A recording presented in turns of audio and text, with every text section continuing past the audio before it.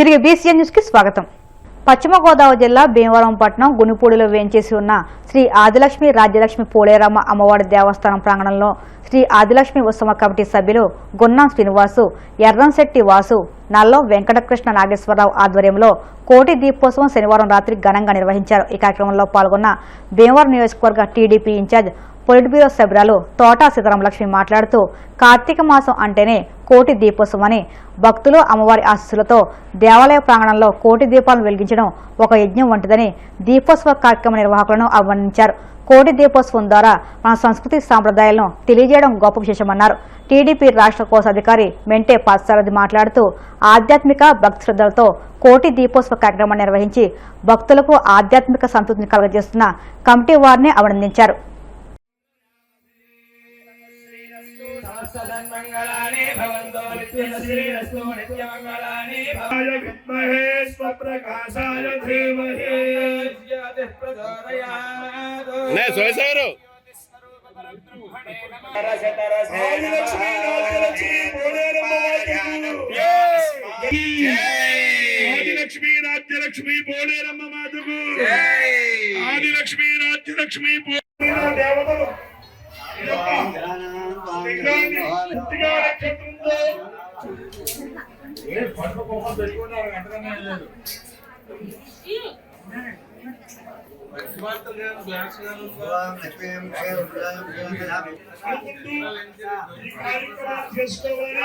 అలాగే ఆదిలక్ష్మి అమ్మవారి యొక్క దేవస్థాన ఆఫీసర్ గారు నాగరాజు గారు, అలాగే భగవతే శ్రీరాజరాజేశే విష్ణు భవయ హర మంగళ మాంగళ్యే త్రాహినో త్రాహినో ధ్యాయామి అమినేం యస్యాం హిరణ్యం విందేయం చేయించినటువంటి శారం చేయండి.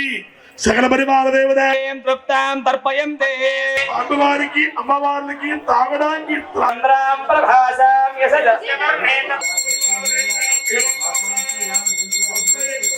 అక్కడ వేసి నమస్కారం చేయిందలాగా నవరత్నాలతో పొడగొట్టినటువంటి శుద్ధ కిరీటహార అవన్నీ మనం ఇవ్వలేము.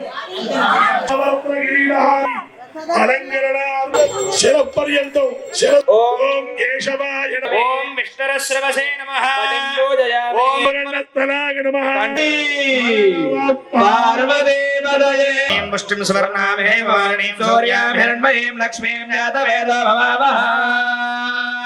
ఆ దీపాలు వెలిగించే సమయంలో ఈ దీపారాధన సమర్పణ చేసుకున్నాం. పరమేశ్వర స్వామినే నమః, స్వామినే నమః. కాస్త దృష్టి కనిపెట్టుకో, దీపాలు జాగ్రత్త, చేరువు జాగ్రత్తగా చూసుకో. తాంబూలం సమర్పయామి.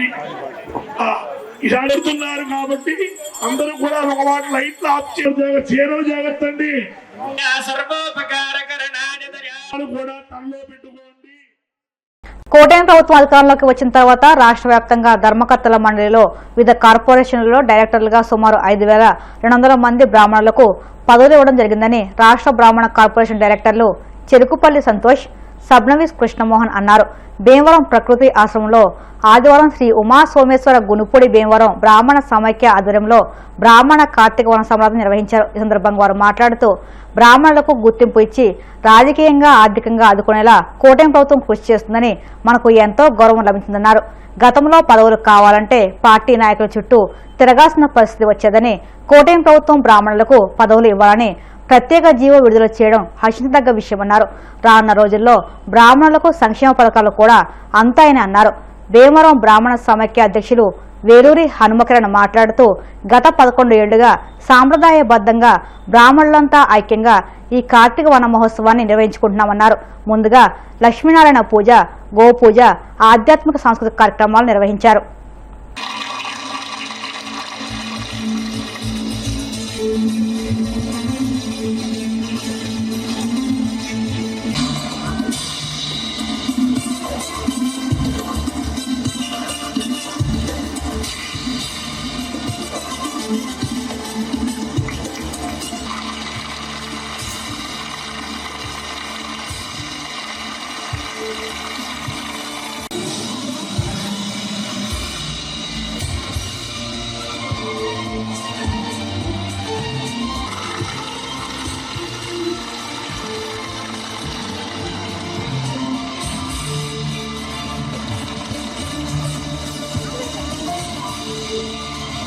గట్టిగా క్లాప్స్ కొట్టాలంటారు.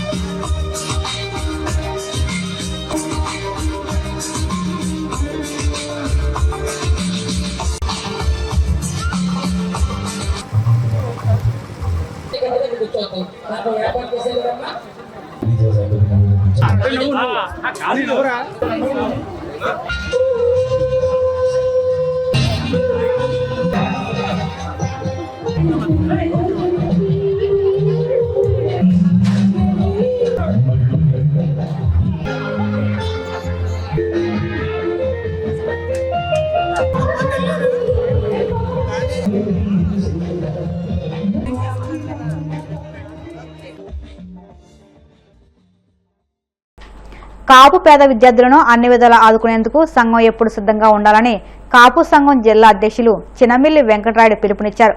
పశ్చిమ గోదావరి జిల్లా కాళ్ల మండలం కాళ్ల శ్రీకృష్ణ దేవరాయల కాపు సంఘం ఆధ్వర్యంలో కాళ్లలో కార్తీక వన సమాధాన కార్యక్రమం నిర్వహించారు. తొలుత ఉసిరి చెట్టుకు పూజలు చేసి కార్తీక వన సమాధాన కార్యక్రమాన్ని ప్రారంభించారు. ఈ సందర్భంగా కాపు సంఘం జిల్లా అధ్యక్షులు చినమిల్లి వెంకటరాయుడు మాట్లాడుతూ మహిళలు చదువుకునేందుకు ప్రోత్సహించాలని, కాపులు ఆర్థికంగా ఎదగాలన్నారు.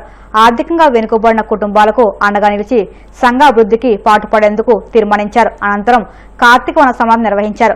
జిల్లా నలుమూలల నుంచి సుమారు 1000 మంది వన సమాధానానికి విచ్చేశారు. ఈ కార్యక్రమంలో ఆకివూడు ఏఎంసీ మాజీ చైర్మన్ వానపల్లి బాబురావు, కాళ్లమండల కాపు సంఘం అధ్యక్షులు పొప్పాల బుజ్జి, గన్నాబతుల శ్రీనివాస్, దొడ్లనపూడి గ్రామ సర్పంచ్ కొల్లి సుబ్బారావు, మాజీ ఉప సర్పంచ్ కోనరామ్మూర్తి, మండల టీడీపీ అధ్యక్షులు ఆరటి వెంకటరత్న ప్రసాద్, కాళ్ల సొసైటీ చైర్మన్ ఇరుబండి రామాంజనేయులు తదితరులు పాల్గొన్నారు.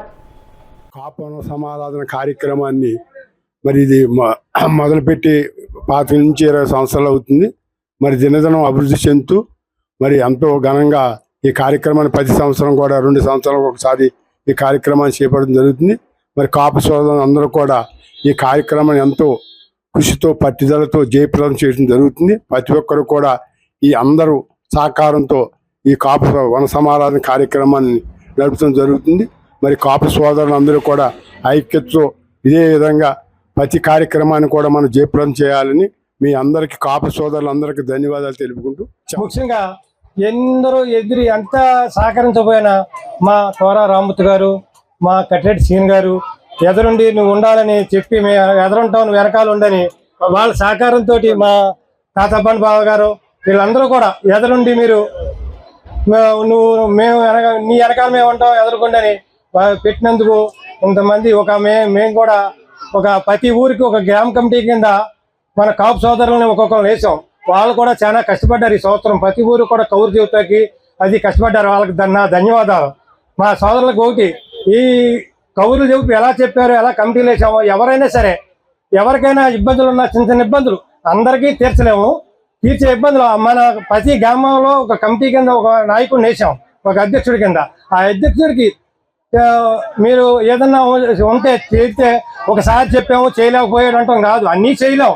కొన్ని వరకు మన చేతిలో ఉన్న మా పెద్దల దగ్గరికి తీసుకెళ్ళి ఏదన్నా బలమైన సమస్య అయితే మా పెద్దల దగ్గరికి తీసుకెళ్ళి మన కాపు నాయకుల దగ్గరికి తీసుకెళ్ళి మేము దాన్ని చేయగలం. కాపు సమారాధన కార్యక్రమానికి వచ్చేసిన కాపు సోదరు అందరికీ కూడా నా హృదయపూర్వక కార్తీక మాస శుభాకాంక్షలు తెలియజేస్తూ, మీ ఐక్యత చాలా గొప్పది. ఎన్నో సంవత్సరాల నుంచి ఈ సమారాధన కాపు సమారాధన చేయటం, ఈ చుట్టుపక్కల ఉన్న గ్రామస్తులనే కాకుండా జిల్లాలో ఉన్న నలుమూలల నుంచి ఉన్న పెద్దలను పిలిచి మీతో సంఘటితంగా మీతో పాలు పంచుకునే అవకాశాలు మీరు ఇవ్వటం మరి చాలా ఆనందదాయకం. మీ ఐక్యత చాలా గొప్పగా ఉంది. మన తోబుట్టు ఒక అమ్మాయి కలెక్టర్ అయింది, అది గర్వకారణం. ఈ 10 మందిలో ఉన్నప్పుడు మనం షేర్ చేసుకుంటాం. అది 10 మందికి తెలిసి మన పిల్లలు కూడా భవిష్యత్తులో మన పెద్దోళ్ళు ఈ బాటలో నడిచారు కాబట్టి మనం చదువుకుంటే వచ్చిన ప్రయోజనాలన్నీ ఈ సామూహికమైన కార్యక్రమంలోనే అన్ని బయటపడతాయి. ఇటువంటి కార్యక్రమం చేసిన మీ కాళ్ళ మండల పెద్దలందరూ కూడా పేరు పేరున హృదయపూర్వక ధన్యవాదాలు తెలియజేస్తూ, ప్రతి సంవత్సరం ఎంతకంటే ఘనంగా చేయాలని ఆ భగవంతుడు ఈ అయ్యప్పలను అందరినీ ఆశీర్వదించాలని మనస్ఫూర్తిగా కోరుకుంటూ మరొకసారి కార్తీక శుభాకాంక్షలు తెలియజేస్తూ సెలవు తీసుకుంటాం. పవన్ కళ్యాణ్ గారు పార్టీ పెట్టారు. దేని గురించి పెట్టారండి? మనం ఉన్నామనే కదా పెట్టింది. మిగతా ఎలక్షన్ ముందేమో వివిధ పార్టీలు చేసి ఎలక్షన్ అయిన తర్వాత అధికారం వచ్చిన తర్వాత అంతా ఒకటే ఎందుకు అవ్వాలి, మనందరూ ఒకటే తాటిపై ఉండి ఇప్పుడు ఎమ్మెల్యే క్యాండిడేట్ లేరని అంటున్నారు. ఎంతమంది లేరండి మన మండలంలో, మన నియోజకవర్గంలో కాపు నాయకులు? ఎందుకు ముందుకు రావట్లేదు? ఇట్లా ఉండటం వల్లే. ముందు ఎవరి పార్టీ ఆర్డర్ చేసుకుంటాడు, గెలిచిన తర్వాత ఒకటి అవ్వాలంటారు. ముందే ఒకటిగా ఉండి ముందుకు వచ్చిన కొంచెం మనం ప్రోత్సహిస్తే ఎమ్మెల్యే ఏంటి మినిస్టర్లు కూడా అవుతారు. అది అందరు గమనించి ఈ విధంగా ముందుకెళ్తే ఇంకా బాగుంటుందని నా ఉద్దేశం. బీఆర్ఎస్ నేత మాజీ మంత్రి హరీష్ రావుపై జాగృతి అధ్యక్షులు ఎమ్మెల్సీ కవిత తీవ్ర స్థాయిలో విమర్శలు గుప్పించారు. మోసం చేయడమే ఆయన నైజమని, పార్టీలో ఉంటూనే ద్రోహం చేశారని ఆమె ఆరోపించారు. మెదక్లో నిర్వహించిన మీడియా సమావేశంలో కవిత మాట్లాడుతూ బీఆర్ఎస్ ఓటమికి కారణం తాను కాదని, తప్పించుకోవడం హరీష్ రావుకు అలవాటని, ఆయన గురించి గట్టిగా మాట్లాడినందుకే తాను పార్టీ నుంచి బయటకు పంపాలని గుర్తు చేశారు. బీఆర్ఎస్ నేతలు తమ ఆస్తులు పెంచుకున్నారు కానీ పార్టీ కేడర్ను పెంచుకోలేదని దుయ్యబట్టారు. జగదీష్ రెడ్డి, మదన్ రెడ్డి, నిరంజన్ రెడ్డి వంటి వారికి 100 కోట్లు ఎలా వచ్చాయని ప్రశ్నించారు. మరోవైపు ప్రస్తుతం ప్రభుత్వం గ్రూప్ 1 ఉద్యోగుల కల్పనలో విఫలమైందని, యువతకు అన్యాయం చేస్తుందని విమర్శించారు. నీటిలో నీరు గట్టే ఎట్లా తిరుగుతుందో రెడ్డిపల్లి రాగానే రింగ్ రోడ్ అట్లా వంకలు తిరిగింది. మరి ఎందుకోసం వంకర తిరిగింది రింగ్ రోడ్ అని వారిని రైతులను అడిగితే పెద్ద నాయకులు దాదాపు 3 పేర్లు చెప్పిన బీఆర్ఎస్ పార్టీలో ఉన్న పెద్ద నాయకులవి. వారికి ఉన్నటువంటి ఫామ్ హౌస్లు, వారికి ఉన్నటువంటి భూములను కాపాడుకోవడానికి అలైన్మెంట్ మార్చిండ్రు. తద్వారా చిన్న రైతులు దాదాపు 56 మంది రైతులకు వాళ్ళది 59 ఎకరాలు పోతుంది. అంటే 56 మంది రైతులు 59 ఎకరాలు అంటే అందరికీ కూడా ఎకరం కన్నా తక్కువనో, ఎవరో ఒకరికి ఉంటే 2 ఎకరాలు, అర్ధ ఎకరం, పావు ఎకరం అట్లా ఉన్న రైతులది 56 మంది రైతులది 59 ఎకరాలు రింగ్ రోడ్ కోసం తీసుకుంటున్నారు. ఎట్లుంటది దయచేసి ఆలోచించవలసిందిగా ఇప్పుడు ప్రభుత్వానికి నేను చెప్తాను. వార్తలు ముగించే ముందు ముఖ్యాంశాలు మరొక్కసారి. విశాఖ సిఐఐ భాగస్వామ్య సదస్సులో 3 రోజుల్లో 13.25 లక్షల కోట్ల విలువైన ఒప్పందాలు, అంచనాలకు మించి 30% అధికంగా తరలివచ్చిన పెట్టుబడులు. విశాఖలోని ద్వారకా ఆర్టీసీ బస్టాండ్లో మంత్రి రాంప్రసాద్ రెడ్డి ఆకస్మిక తనిఖీ. బస్టాండ్లో అందిస్తున్న సౌకర్యాలు, సేవలపై ప్రయాణికులు అడిగి తెలుసుకున్న మంత్రి. విశాఖలో జనజాతీయ గౌరవ దివాస్ కార్యక్రమంలో పాల్గొన్న బీజేపీ రాష్ట్ర అధ్యక్షులు పివిఎన్ మాధవ్. బిర్సా ముండా 150వ జయంతి సందర్భంగా నివాళులు. మాజీ మంత్రి హరీష్ రావుపై మరోసారి తీవ్ర విమర్శలు గుప్పించిన తెలంగాణ జాగృతి అధ్యక్షులు ఎమ్మెల్సీ కవిత. పార్టీలో ఉంటూనే ద్రోహం చేశారని ఆరోపణ. ఈ వార్తలు ఇంతలో సమాప్తం. మరిన్ని వార్తల కోసం BCN digital YouTube channel, Facebook పేజీని ఫాలో అవ్వండి. అప్డేట్ వార్తల కోసం ప్లీజ్ సబ్స్క్రైబ్.